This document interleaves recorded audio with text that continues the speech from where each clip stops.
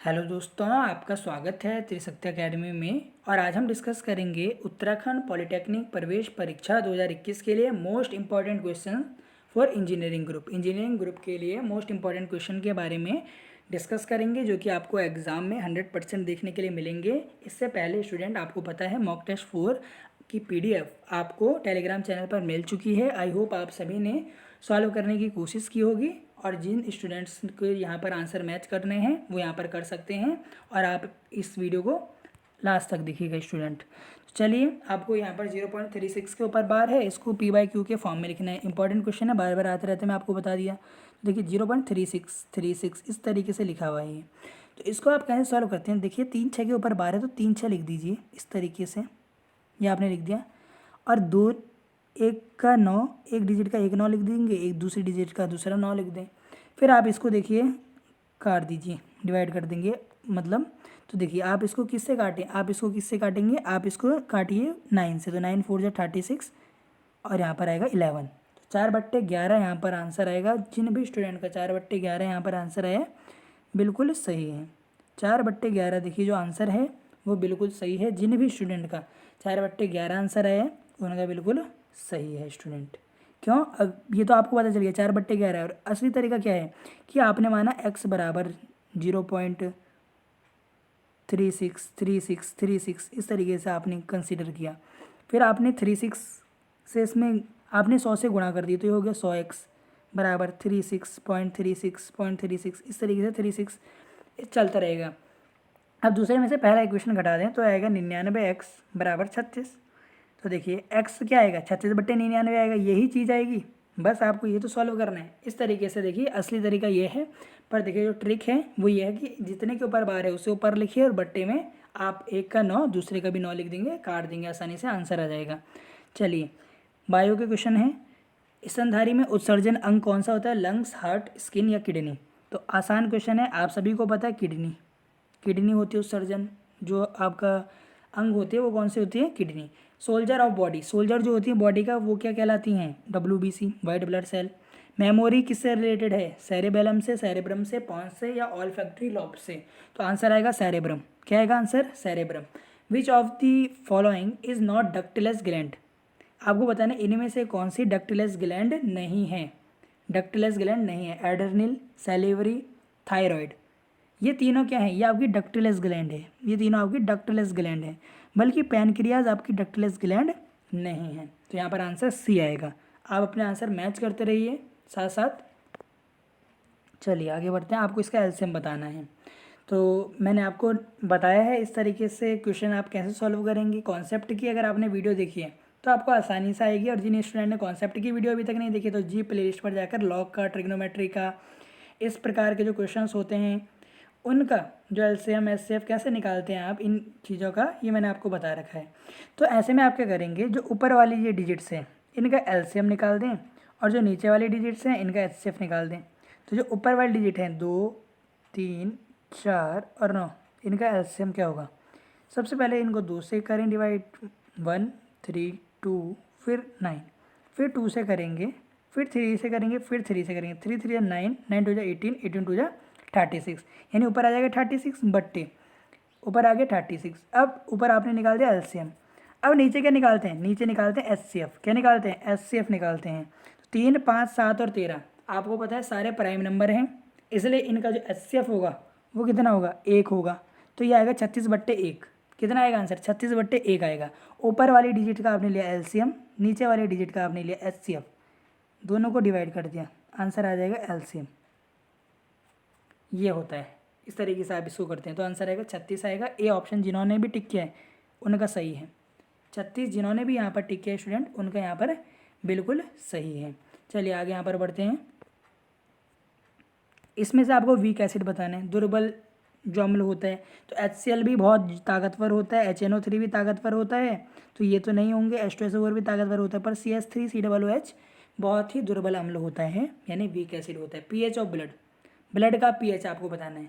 pH of blood होता है 7.3। कितना होगा? 7.3 होता है, क्षारीय होता है, इसलिए देखिए 7 से थोड़ा ज़्यादा होता है। 7.3, 7 किसका होता है? वाटर का। 1 किसका होगा? देखिए जो लेमन होता है इनका जाता है, देखिए जो एसिडिक बहुत ज़्यादा एसिड होते हैं उनका एक होता है, ये आपको ध्यान रखना है। चलिए आगे बढ़ते हैं।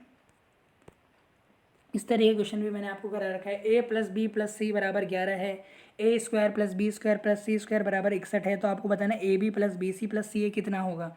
तो स्टूडेंट यहाँ पर देखिए A square plus B square plus C square है, तो आप यहाँ पर देखिए इसका फॉर्मूला लगाइए A plus B plus C का होल स्क्वायर। तो ये होता है आपके पास A square plus B square plus C square plus 2ab plus 2bc plus 2ca, ये यहाँ पर इसका फॉर्मूला होगा।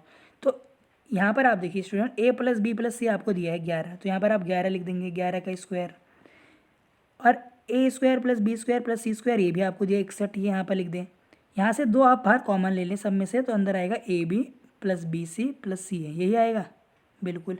तो देखिए 11 का स्क्वायर कितना होगा, 121 में से 61 आप घटा दें, 121 में से 61 आप घटा देंगे तो ये आएगा 60, कितना आएगा 60, और 60 का जब आप क्या करेंगे यहाँ पर, जब 60 को आप 2 से भाग करेंगे तो आंसर आएगा 30। तो यानी ये जो A plus B A B plus B C plus C A है, इनका आंसर क्या आएगा 30 आएगा। तो जिन भी स्टूडेंट का 30 आंसर है बिल्कुल सही है। देखिए एक पर्सन है 4 घड़ी एंड 6 टाइम पीसेस, जो 6 टाइम पीस हैं उनको कितने रुपये में खरीदता है, 5,000 रुपये में खरीदता है। अगर वो 10 टाइम पीसेस को और 2 वॉचेस को सेम प्राइस में बेच देता है, तो देखिए हम मान लेते हैं वॉच की प्राइस x है और टाइम पीसेस की y है, तो हम बोलेंगे 4x प्लस 6y बराबर 5,000। इक्वेशन बना लें आप, ये हो जाएगी। और एक दूसरी इक्वेशन आप बना लेंगे 10 टाइम पीस, पहले टाइम पीस दे दिया तो यहाँ पर आ जाएगा 10y, यहाँ पे कंफ्यूज ना हुए कि इसको आप 10x बना लें, वो गलत हो जाएगा, प्लस यहाँ पर 2 वॉचेस तो 2x बराबर कितना आएगा, बराबर 5,000 ही आएगा। क्या आएगा, 5,000 ही आएगा। अब आपको कुछ नहीं करना है स्टूडेंट, यहाँ पर आप इसको कैसे सॉल्व करेंगे, इसको आप किस तरीके से सॉल्व करेंगे आपको पता है। यहाँ पर आप कोई सी भी विधि लगा दीजिए, एलिमिनेशन, सब्सटीट्यूशन, कोई सी भी विधि आप यहाँ पर लगा दें, जो यहाँ पर आंसर आएगा स्टूडेंट वो आएगा बी। आप निकाल के देख लीजिए, क्योंकि एक्स की वैल्यू तो आप निकाल ही सकते हैं, इतना तो आपको आता ही है। तो बी ऑप्शन यहाँ पर बिल्कुल सही जवाब है यहाँ पर। चलिए आगे बढ़ते हैं।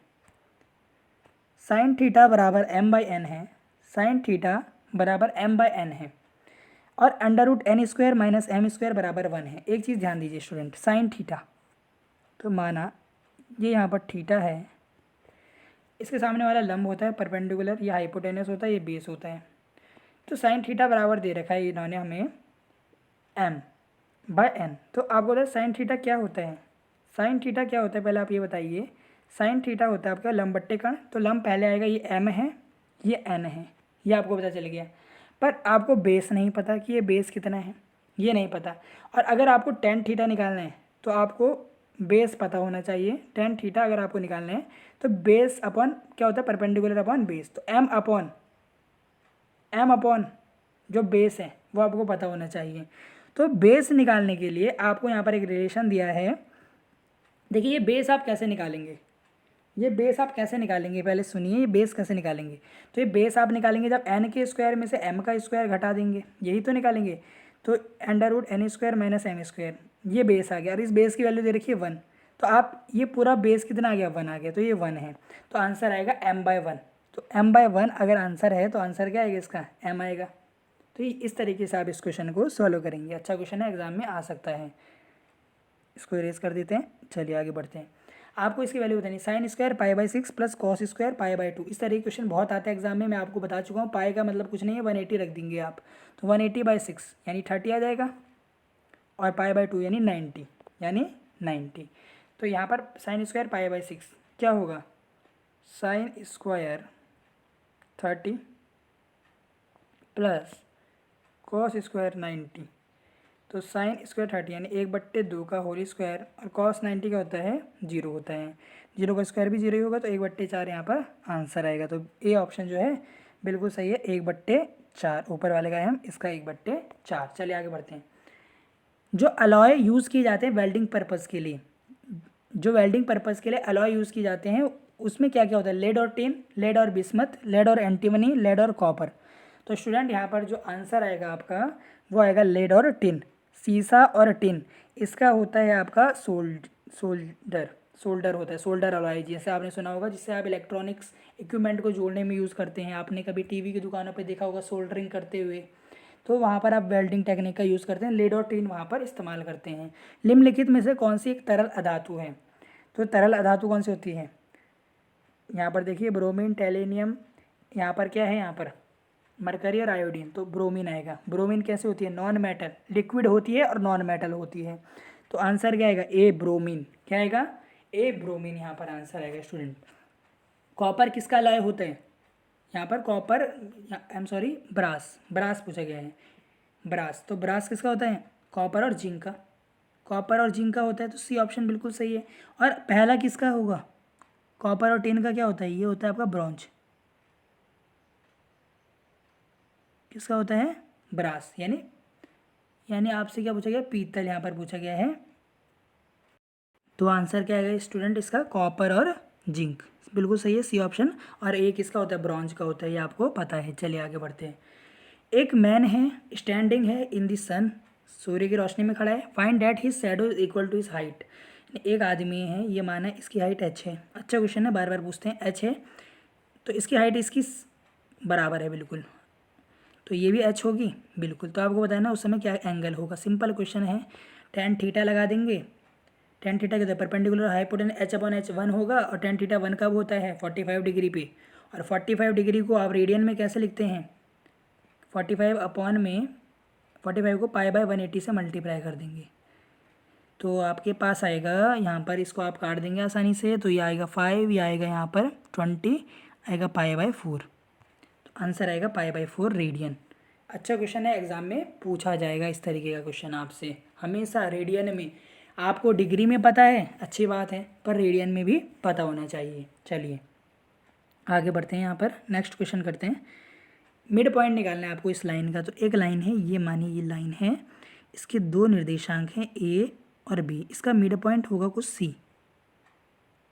यहाँ पर ये सी है, आपको इस सी के निर्देशांक बताएं। तो देखिए सी के जब आप निर्देशांक निकालते हैं, एक्स और वाई माना मैंने, तो आप ये x1 है, ये y1 है, ये x2 है, ये y2 है, ये जो निर्देशांक हैं ए और बी के, तो ए की जगह आप ये रख दें, बी की जगह आप ये रख दें।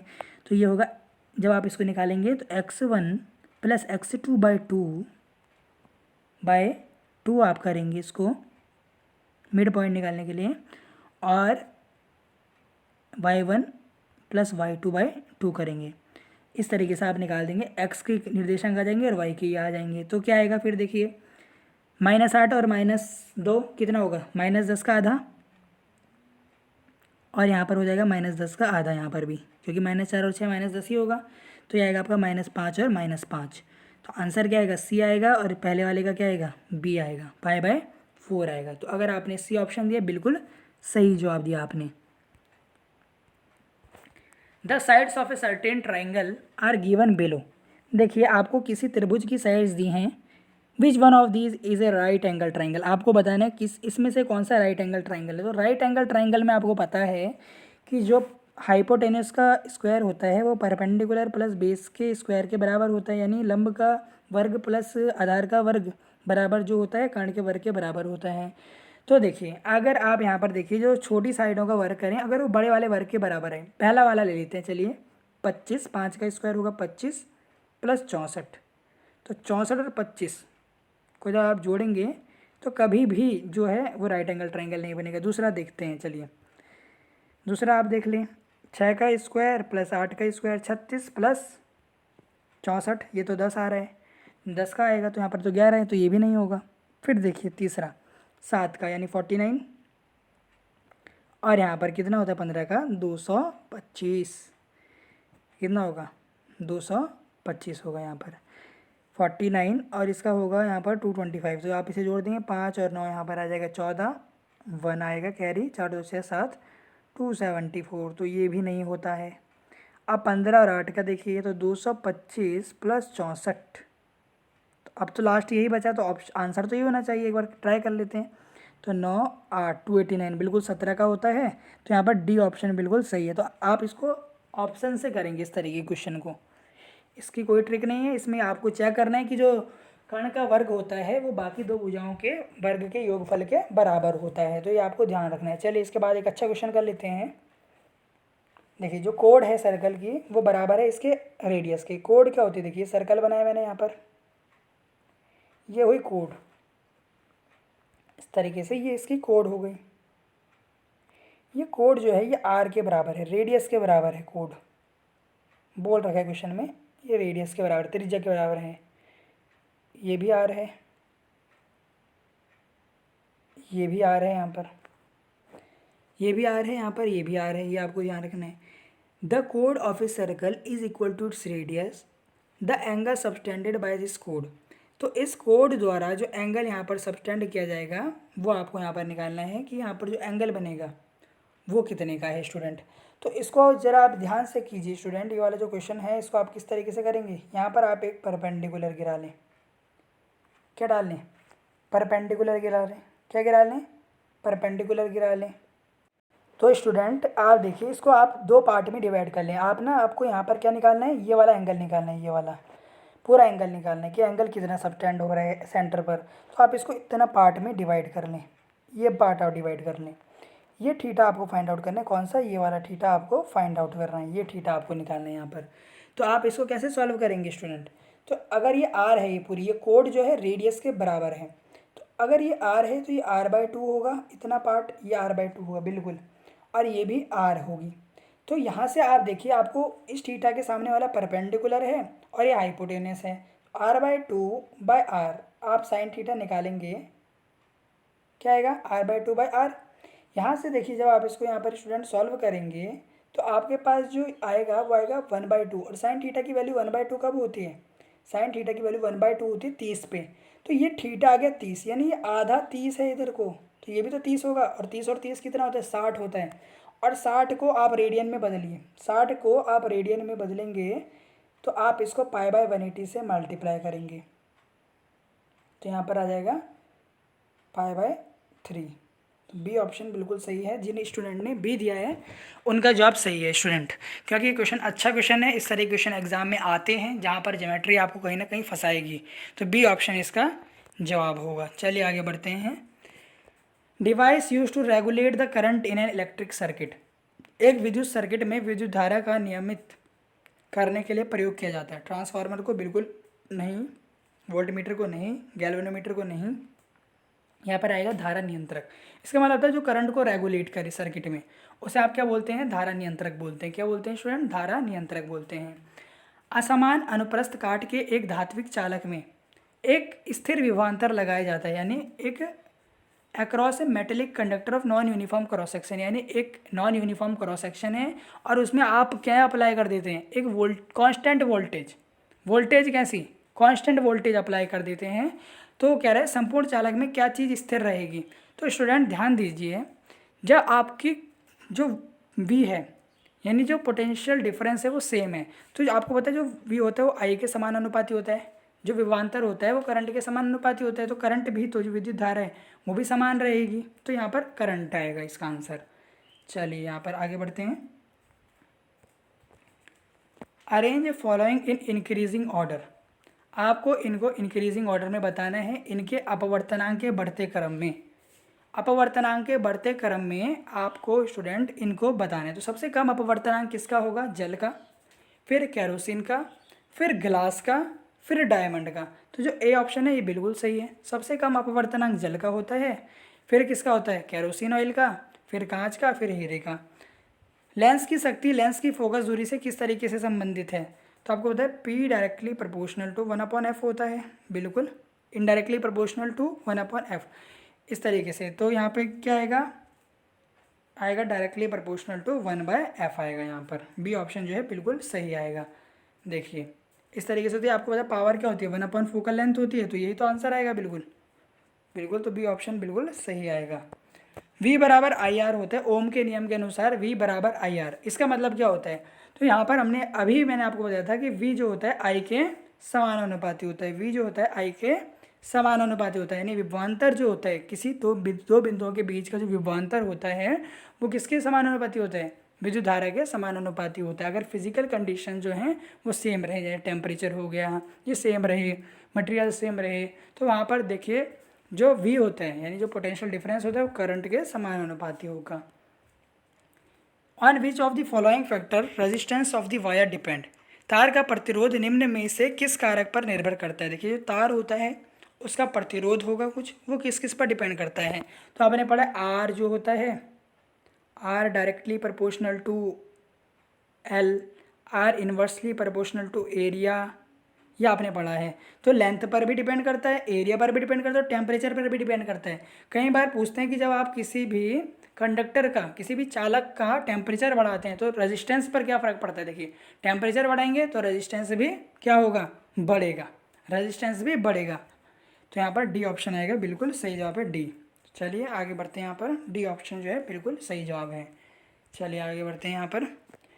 Water of crystallization is not present in, यानी क्रिस्टलीकरण जल डैश में नहीं होता।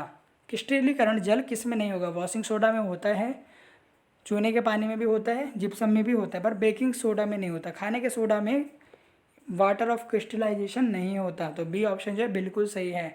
प्लास्टर ऑफ पेरिस का फार्मूला आपको बताना है, तो बी ऑप्शन बिल्कुल सही है। यहाँ पर बी ऑप्शन बिल्कुल सही है। अगर आपने बी ऑप्शन दिया बिल्कुल सही। कैल्शियम सल्फेट हेमीहाइड्रेट भी आप इसे बोलते हैं, कैल्शियम सल्फेट हेमीहाइड्रेट। जो पहला है A option calcium sulphate dihydrate, ये जिप्सम का है, ये आपको पता होना चाहिए। तो चलिए आगे बढ़ते हैं, आसान क्वेश्चन को ज़्यादा टाइम नहीं लेते। देखिए burning of magnesium in air, देखिए मैग्नीशियम को हवा में जलाना क्या है, physical change, chemical change, sublimation या ऑक्सीडेशन या रिडक्शन। तो ये केमिकल चेंज है। क्या है, जब आप मैग्नीशियम को ऑक्सीजन में बर्न करेंगे तो मैग्नीशियम ऑक्साइड बन जाएगा। तो ये क्या है, ये केमिकल चेंज है यानी एक रासायनिक परिवर्तन है। तो बी ऑप्शन आएगा पहले वाले का, बी ऑप्शन बिल्कुल सही है। अब देखिए स्टूडेंट ये दो क्वेश्चन हैं, अच्छे क्वेश्चन है। देखिए संगमरमर की वायुमंडलीय आर्द्रता और CO2 के साथ अभिक्रिया करके चूना बनना उदाहरण, यानी चूना बनता है, क्या बनता है, चूना बनता है। यहाँ पर क्या बनता है, चूना बनता है। तो देखिए reaction of marble with atmospheric humidity, यानी देखिए जब आपको पता है कि जब आप क्या करेंगे, कैल्शियम ऑक्साइड को आप किस में जोड़ेंगे, ह्यूमिडिटी में, यानी वाटर में ऐड करेंगे तो कैल्शियम हाइड्रोक्साइड बनेगा, जो कि उदाहरण होता है कॉम्बिनेशन रिएक्शन का, यानी संयोजन अभिक्रिया का क्या होता है, उदाहरण होता है। तो सी ऑप्शन आएगा कॉम्बिनेशन रिएक्शन, क्योंकि यहाँ पर उसने बोल दिया कि संगमरमर की आर्द्रता, वायुमंडलीय आर्द्रता, आर्द्रता में तो क्या होता है H2O होता है। तो जब H2O के साथ वहाँ पर मिलेगा तो आपका क्या बनेगा, कैल्शियम हाइड्रोक्साइड बनाएगा। तो यहाँ पे सी ऑप्शन बिल्कुल सही है। एक यौगिक X है स्टूडेंट, एक यौगिक X है, वायु में उपस्थित कार्बन डाइऑक्साइड के साथ अभिक्रिया करके Y बनाता है। यानी एक X है, अगर वो वायु में उपस्थित जो कार्बन डाइऑक्साइड है इसके साथ मिल जाए तो Y बनाएगा। वियोजन के बाद Y एक ऑक्साइड उत्पन्न करता है, यानी वियोजन के बाद Y एक ऑक्साइड उत्पन्न करता है। स्टूडेंट आप यहाँ पर ध्यान दीजिए, तो आपको बताना यौगिक X क्या है। तो स्टूडेंट जो यौगिक X है वो आपका है कैल्शियम हाइड्रोक्साइड। आप यहाँ पर X की जगह रख के देखिए इसको, तो देखिए जब आप कैल्शियम हाइड्रोक्साइड को X की जगह रखेंगे और इसको कार्बन डाइऑक्साइड मिलाएंगे तो क्या बनेगा, कैल्शियम कार्बोनेट बनेगा और H2O अलग हो जाएगा। तो यहाँ पर आप ध्यान रखिए कैल्शियम कार्बोनेट प्लस H2O बनेगा। तो ये हो गया आपका X, ये हो गया आपका Y, ये हो गया Y। तो X पूछा है यहाँ पर, तो कैल्शियम हाइड्रोक्साइड आएगा, क्या आएगा, सिलेक्ट लाइम भी आप इसे बोलते हैं। तो डी ऑप्शन जो है बिल्कुल सही है। तो स्टूडेंट आज भी देखा आपने 30 क्वेश्चन हमने आज भी सॉल्व किए, डेली सॉल्व कर रहे हैं। आपको क्या काम करना है, शेयर करना था। बाकी जितना ज़्यादा हो सके स्टूडेंट शेयर करें, फ्रेंड्स के साथ ज़्यादा से ज़्यादा लोगों को जोड़ें। कल भी देखिए बहुत सारे स्टूडेंट्स ने वीडियो देखी, बहुत ही बढ़िया। इसी तरीके से आपको वीडियो देखनी, पूरी वीडियो देखनी है, ऐसे नहीं कि बीच में क्वेश्चंस को स्किप कर रहे हैं, इससे कोई फ़ायदा नहीं है। क्योंकि कई बार क्या होगा, आप अगर आंसर चेक कर रहे हैं पर अगर आपको एग्ज़ाम में यही क्वेश्चन आ गया फिर आप वहाँ पर कन्फ्यूज़ हो जाएंगे। क्यों, क्योंकि आपने उसका कॉन्सेप्ट तो समझा ही नहीं। क्योंकि क्वेश्चन के साथ मैं आपको बता भी रहा हूँ इसका आंसर ऐसा क्यों आया, ऐसा क्यों हुआ। तो आपको पूरा वीडियो देखना ज़रूरी है। ज़्यादा से ज़्यादा वीडियो को शेयर करें फ्रेंड्स के साथ, क्योंकि ज़्यादा से ज़्यादा लोगों को पता चले कि उत्तराखंड में भी पॉलीटेक्निक में ऐसा चैनल है जो कि तैयारी करवा रहा है। तो आपको क्या करना है, आपको ज़्यादा से ज़्यादा वीडियो शेयर करनी है फ्रेंड्स के साथ। अगर कोई भी क्वेरी हो तो आप कमेंट करें। आप टेलीग्राम पे, मैं आपको रोज़ कहता हूँ स्टूडेंट, टेलीग्राम पर आप हमें फॉलो कर लें पहले, क्योंकि टेलीग्राम पर आपको पता है जो स्टूडेंट हमारे साथ जुड़े हुए हैं वहाँ पर उन्हें पता है रोज़ यहाँ पर क्या मिल जाती है, PDF मिल जाती है। PDF मिल जाती है तो हमें आसानी होती है, वो क्वेश्चन हमारे पास सेव रहते हैं। ये आपके वहाँ पर फ़ायदा है, क्योंकि यहाँ पर वीडियो भी आपके पास सेव है हमेशा के लिए। पर क्या होता है कि आपको PDF की आदत होती है, PDF की आदत होती है। PDF में क्वेश्चन आप कभी भी देख सकते हैं, कभी भी आप टेस्ट लगा सकते हैं, तो इसलिए आपको PDF हम वहाँ पर पहले ही अवेलेबल करवा देते हैं। तो आप वहाँ पर हमें फॉलो कर सकते हैं, चैनल को सब्सक्राइब करें, फेसबुक पर भी हमें लाइक कर दें, इंस्टाग्राम पर भी फॉलो कर दें, और यहाँ पर भी टेलीग्राम पर भी लाइक कर दें, और बिल्कुल सब्सक्राइब कर दें हमारा चैनल। क्योंकि आपको हमारा चैनल अभी एग्ज़ाम से, आपको पता है एग्ज़ाम से पहले तो तैयारी करवा रहा है, एग्ज़ाम के बाद काउंसलिंग कैसे करनी है, सेमेस्टर में फिर कैसे पढ़ाई करते हैं, सब आपको हमारे चैनल पर मिलेगा स्टूडेंट। तो आपको कहीं जाने की ज़रूरत है नहीं। तो आप इसी तरीके से बने रहिए। कोई क्वेरी हो तो कमेंट करें। बहुत बहुत धन्यवाद।